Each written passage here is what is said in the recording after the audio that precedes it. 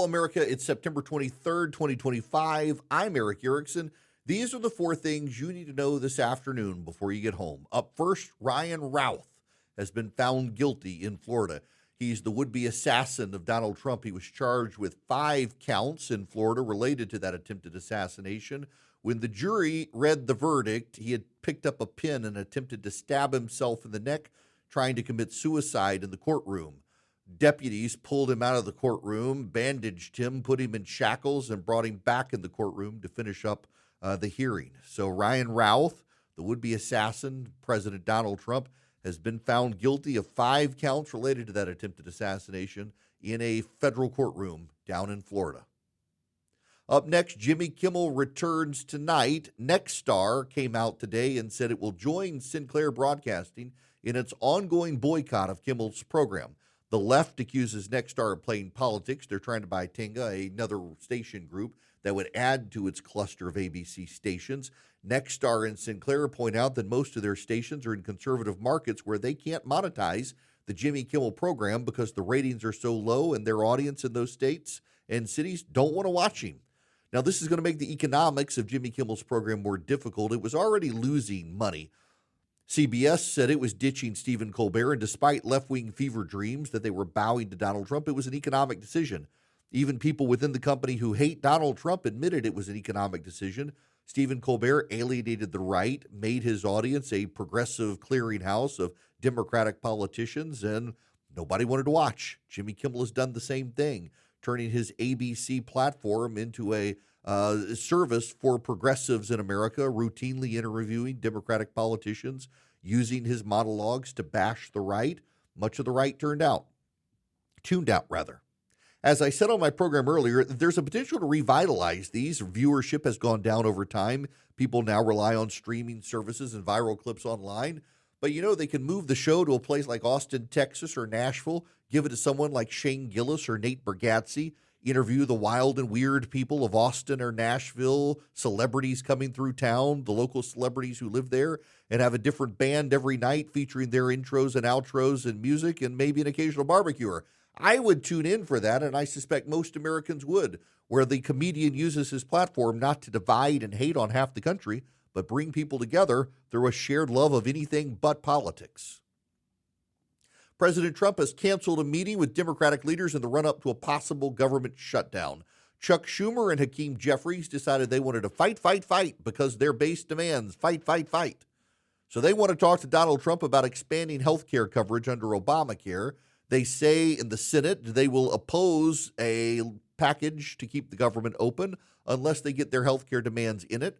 Republicans are saying not so fast. We do clean continuing resolutions. We can deal with this issue next year so that the programs get funded. But the Democrats have decided this is their hill to die on, and die they want to do because that is what their base demands. So it looks like we may have a government shutdown. It'll be the first time in modern American history that the Democratic Party has shut down the government. One of the things Democrats are banking on, however, is sympathetic coverage from the American Press Corps blasting Republicans for their failure to negotiate. You and I both know that's going to happen. CNN, the New York Times, MSNBC, ABC, CBS, NBC, PBS, NPR, they're all going to blame the Republicans. They always blame the Republicans for a government shutdown, even though it will, for the first time, be the Democrats doing it. I suspect the American people, already beside themselves with hate of the Democratic Party, will not really give the Democrats the benefit of the doubt on this. All Republicans have to do is refuse to negotiate and make the Democrats cave, and it will break the Democrats going into the midterm elections. All you Republicans have to do is refuse to yield, and the Democratic base will burn down their own party, and we would like to see that happen, please. Lastly, the president has told the United Nations other countries are, quote-unquote, going to hell, while the United States is in the midst of a golden age. He vociferously attacked the climate change agenda that had been earlier that day championed by the UN Secretary General Guterres.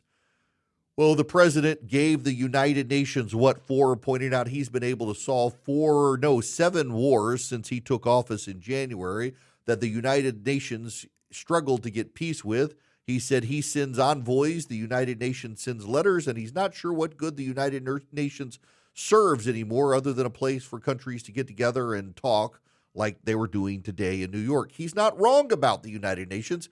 It is decidedly captured by the left and the anti-Semites, and we have no business remaining. But since it's in New York City, I suppose we will.